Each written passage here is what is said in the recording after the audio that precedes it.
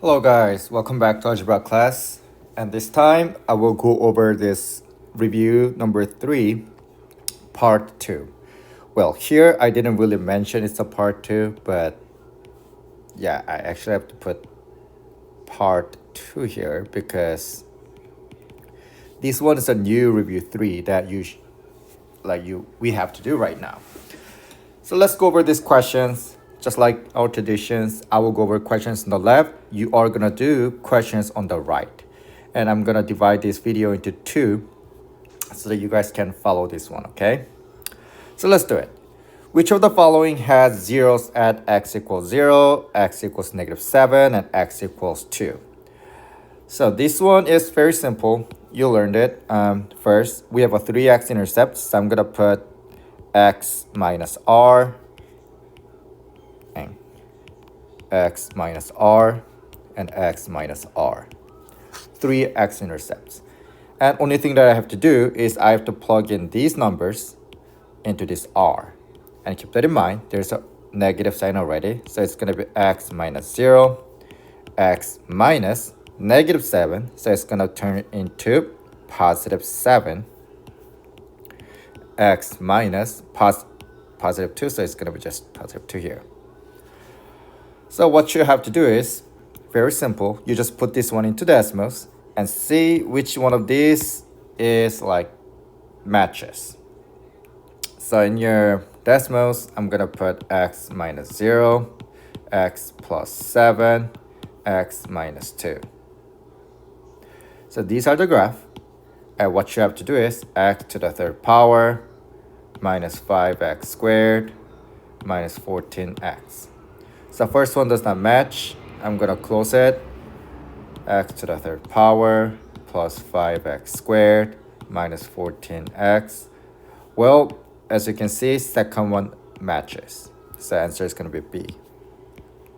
The reason that I don't close it is because just in case you made a mistake, because I've seen many cases that you put this one wrong, or you made it wrong, typed it wrong, and someone like stuck there. So that happens. Just be careful, okay? Question number 2. Which of the following represents the vertex form of the following function? So this one, you just have to put this, you have to change this one into the vertex form. Well, what I can say first is, do you see it starts with a 7? That means it also should start with a 7. So that's what you really need to know, but I will show you what it is.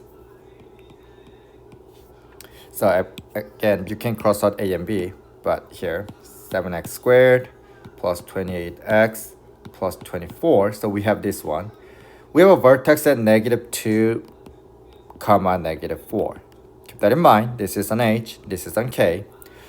And if you look at it, these are the vertex. I hope you remember that you have to switch the sign of the x values.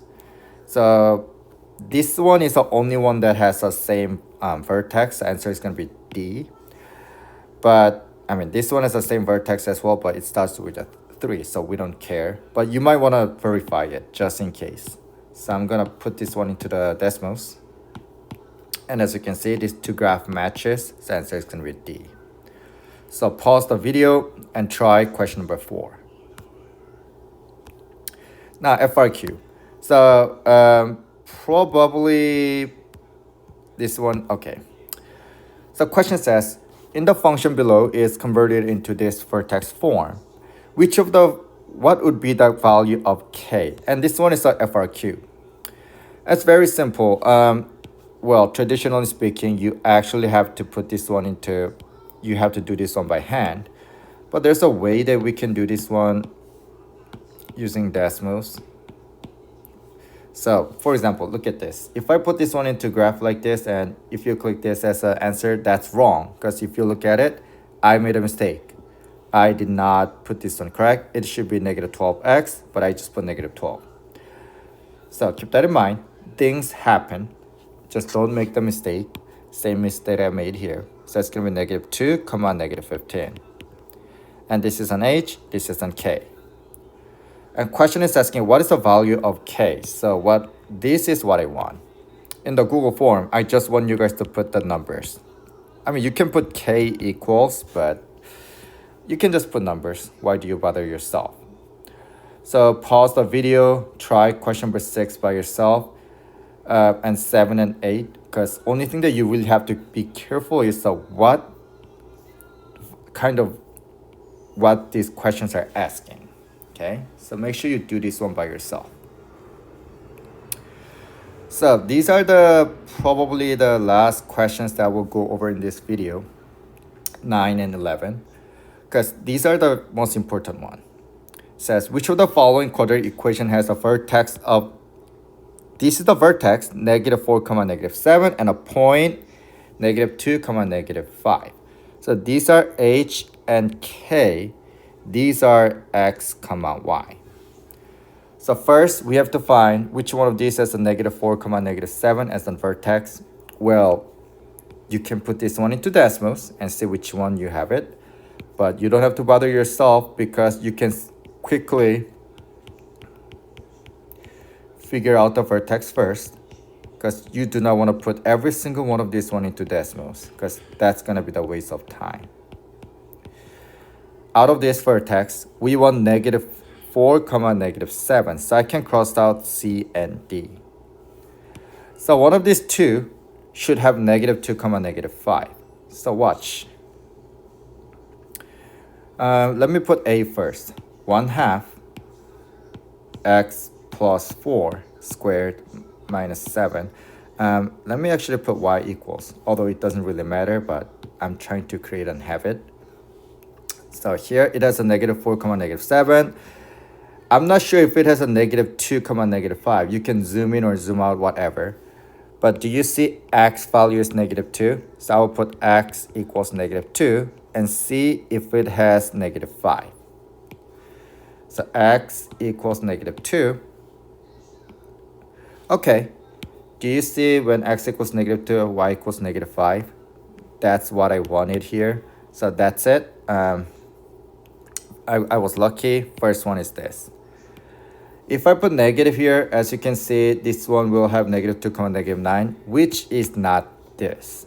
So that's why B cannot be the answer. So now you can pause the video. You can try question number 10.